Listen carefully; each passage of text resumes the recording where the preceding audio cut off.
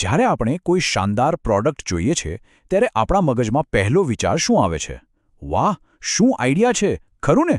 પણ શું ખરેખર આઈડિયા જ બધું જ છે? સ્ટીવ જોબ્સનું માનવું કંઈક અલગ જ હતું. ચાલો આજે એમના જ વિચારોથી સમજીએ કે કોઈ પણ વસ્તુ બનાવવાનો અસલી જાદુ ખરેખર ક્યાં છુપાયેલો છે. તો આ રહ્યો એક સીધો સવાલ. વધુ કિંમતી શું છે? એકદમ જોરદાર આઈડિયા કે પછી એ આઈડિયામાંથી બનેલી એક જોરદાર પ્રોડક્ટ? આમ તો સવાલ સીધો લાગે, પણ મોટાભાગના લોકો આનો જવાબ ખોટો આપે છે. સ્ટીવ જોબ્સના કહેવા પ્રમાણે મોટાભાગના ક્રિએટિવ લોકો એક ખતરનાક રોગનો શિકાર બની જાય છે. અને ના, આ કોઈ શરદી ખાંસી જેવો રોગ નથી. આ એક એવી વિચારસરણી છે, એવી માનસિકતા છે જે સારામાં સારા આઈડિયાને પણ ધૂળમાં મેળવી શકે છે.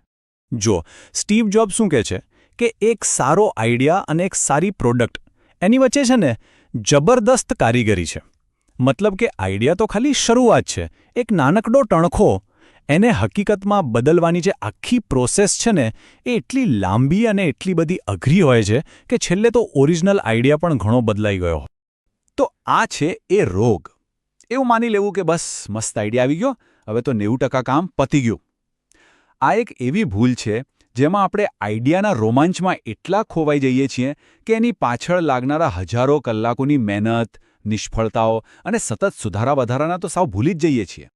પણ સવાલ તો એ થાય કે લોકો આવી ભૂલ કરે જ શા માટે છે? આ જે મહાન વિચારની ભ્રમણા છે એમાં આપણે ફસાઈ કેમ જઈએ છે? કેમ આપણને એવું લાગે છે કે બસ આઈડિયા મળી ગયો એટલે પત્યું, બાકીનું તો આપોઆપ થઈ જશે? આપણે બધા એવું માની લઈએ છીએ કે સારો આઈડિયા મળવો એ જાણે કોઈ રેસની ફિનિશ લાઇન પર પહોંચી જવા જેવું છે. જીતી ગયા. પણ હકીકત એનાથી બિલકુલ ઊંધી છે. સાચું કહું તો એ તો સ્ટાર્ટિંગ લાઇન છે. ખરી રેસ તો હવે શરૂ થાય છે. એક એવી રેસ જે લાંબી છે, વાંકીચૂતી છે અને પડકારોથી ભરેલી છે. તો પછી આ ભ્રમણા આટલી બધી કેમ ચાલે છે? કારણ સિમ્પલ છે. આપણને પેલી યુરેકા મોમેન્ટની વાર્તાઓ સાંભળવી બહુ ગમે છે. ખબર છે, કોઈ વૈજ્ઞાનિકને બાથટબમાં વિચાર આવ્યો, કોઈને સફરજન પડતા ગુરુત્વાકર્ષણનો નિયમ સૂઝ્યો. આ બધું સાંભળવામાં બહુ રોમેન્ટિક લાગે છે. પણ આપણે એ નથી જોતા કે એ એક ક્ષણ પાછળ રાત દિવસની મહેનત, સેંકડો નિષ્ફળતાઓ અને પરસેવો હોય છે. સારું, તો આઈડિયા અને ફાઇનલ પ્રોડક્ટ એની વચ્ચે જે ખાલી જગ્યા છે એમાં શું આવે છે? જોબ્સ એને કારીગરી કહે છે. પણ આ કારીગરી એટલે શું? શું ખાલી મહેનત? ના ના, એનાથી ઘણું વધારે છે. જસ્ટ આ નંબર પર ધ્યાન આપો, 5000. સ્ટીવ જોબ્સ કહેતા કે જ્યારે તમે કંઈક નવું બનાવો છો ત્યારે તમારા મગજમાં એક સાથે 5000 વસ્તુઓ ચાલતી હોય છે. નાનામાં નાની વસ્તુઓ, જેવી કે આ બટનનો આકાર કેવો હશે, આનો રંગ કયો રાખીશું, શું આ ફીચર ખરેખર જરૂરી છે? આ 5000 ટુકડાઓને મગજમાં એક સાથે રાખીને એને જોડીને કંઈક અદ્ભુત બનાવવું, એ છે અસલી પડકાર.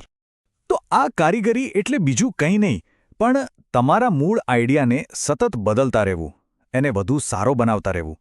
એ અઘરા નિર્ણયો લેવા કે શું રાખવું અને શું કાઢી નાખવું. બજેટ અને ટાઈમની મર્યાદામાં રહીને બેસ્ટ કામ કરી બતાવવું. અને હા, પેલા 5000 અલગ અલગ ટુકડાઓને એવી રીતે જોડવા કે જાણે એક સુંદર પઝલ તૈયાર થઈ જાય. આ બધું જ કારીગરી છે. અને આ વાત તો સાવ સાચી છે. જેવું તમે શરૂઆતમાં વિચારો છો ને એવું છેલ્લે ક્યારેય નથી બનતું. કેમ? કારણ કે રસ્તામાં તમે એટલું બધું નવું શીખો છો, એટલી બધી નવી વસ્તુઓ જાણવા મળે છે કે તમારી ફાઇનલ પ્રોડક્ટ હંમેશા તમારા પહેલા વિચાર કરતાં અલગ જ હોય છે અને મોટાભાગે વધુ સારી હોય છે.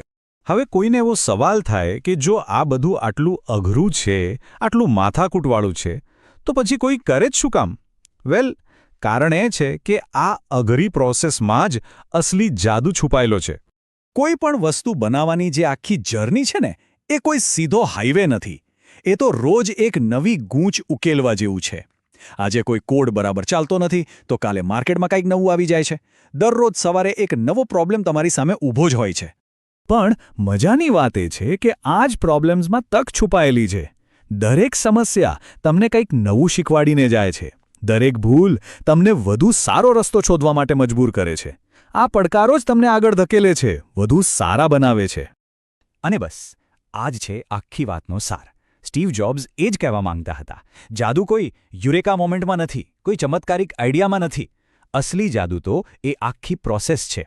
પેલી રોજની મહેનત, પેલા પ્રોબ્લેમ સોલ્વ કરવાની મજા અને રોજ કંઈક નવું શીખવાનો જે આનંદ છે ને, એ જ સાચો જાદુ છે. તો આમાંથી આપણે શીખવાનું શું છે? એ જ કે સાચો જીનિયસ એ નથી જેને સારો આઈડિયા આવે. સાચો જીનિયસ તો એ છે જે આઈડિયાને પકડે, એને હજારો મુશ્કેલીઓમાંથી પાર ઉતારે અને છેલ્લે દુનિયા સામે એક શાનદાર વસ્તુ મૂકી દે. એટલે કે વાત માત્ર વિચારવાની નથી, વાત છે કરી બતાવવાની. તો છેલ્લે એક વિચાર કે આપણું ધ્યાન ક્યાં છે? શું આપણે પણ પેલા એક મોટા આઈડિયાની રાહ જોતા બેઠા છીએ? કે પછી આપણે જે પણ કામ કરી રહ્યા છીએ એની રોજબરોજની પ્રોસેસમાં, એની કારીગરીમાં જાદુ શોધી રહ્યા છીએ? કારણ કે સ્ટીવ જોબ્સ આપણને એ જ યાદ અપાવે છે કે અસલી જાદુ મંઝિલમાં નહીં પણ આખી સફરમાં જ છે.